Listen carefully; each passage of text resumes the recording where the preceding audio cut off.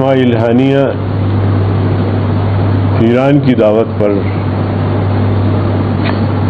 صدر ایران کے حلف برداری میں شرکت کے لیے وہاں پہنچے اور یہ حادثہ پیش آیا۔ امریکہ اور اسرائیل ان کی کوشش ہوتی ہے کہ جو شخصیات یا جو جماعتیں، جو لوگ ان کے مخالف ہیں، ان کی استحصالی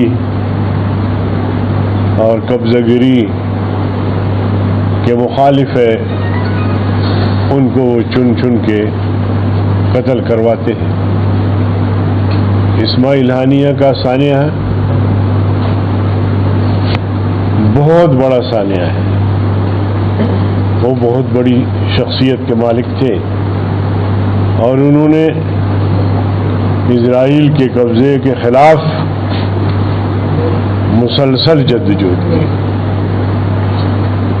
اور آخر دم تک وہ کہتے رہے کہ مسجد اقصی اور فلسطین کو آزاد کر کے دم لیں گی۔ اس کے جذبات شہادت کے بھی اس کے چہرے سے چھلکتے تھے۔ آپ سب کو پتہ ہے کہ اس سے قبل مختلف اوقات میں ان کے بیٹے، اہلیہ، بچی اور فیملی کے درجنوں لوگ شہید کیے گئے۔ اس نے پرواہ نہیں کی۔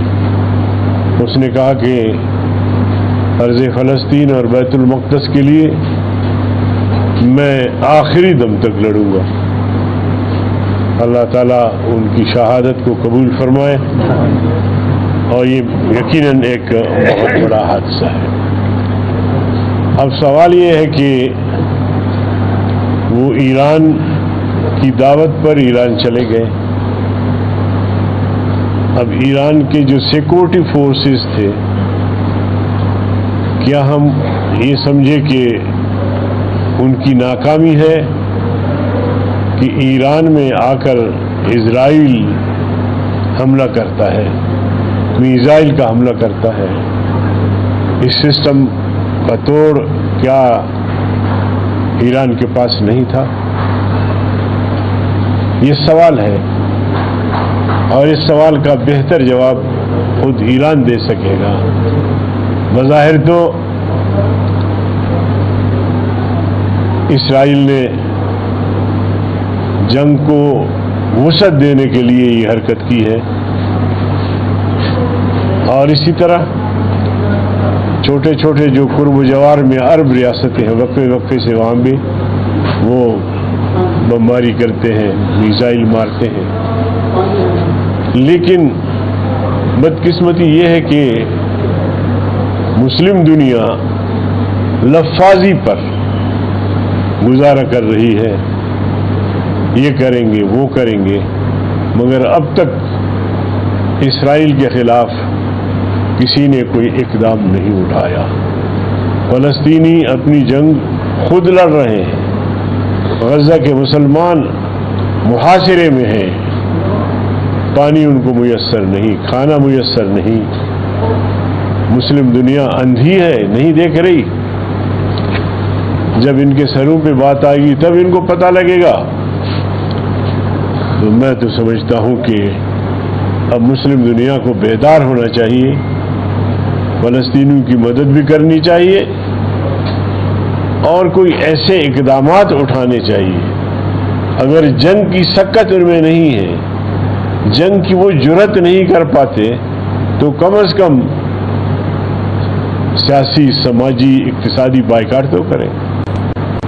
میں سمجھتا ہوں اگر 2 دن بھی ایسی عرب لیگ، یہ تنظیمیں کس درد کی دوا ہے؟ یہ کب وہ کوئی حرکت میں آئیں گی؟ یہ کب کوئی کردار ادا کریں گے؟ یہی موقع ہے کردار ادا کرنے کا۔ اسماعیل ہانیہ اب وہ ہم میں نہیں رہے، لیکن ایک سوال چھوڑ کے چلا گیا، اور وہ سوال مسلم دنیا سے ہے۔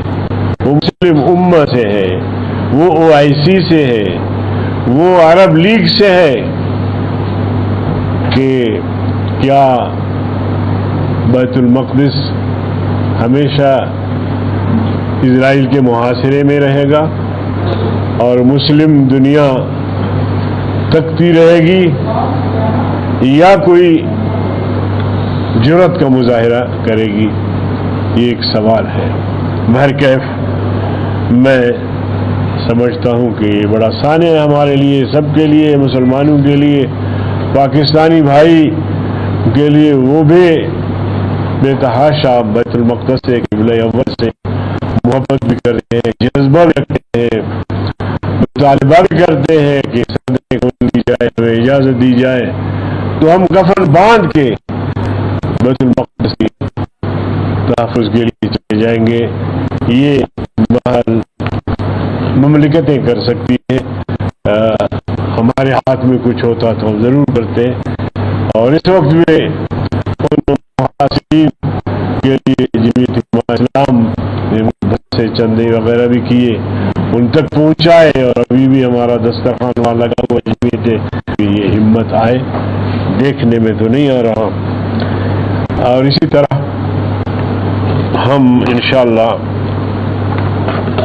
جمعے کے دن ملک بھر میں مساجد میں مذمتی قرارداد اور مظاہرے کریں گے اپنے فلسطینی بھائیوں کے ساتھ اظہار یکجہتی کے لیے۔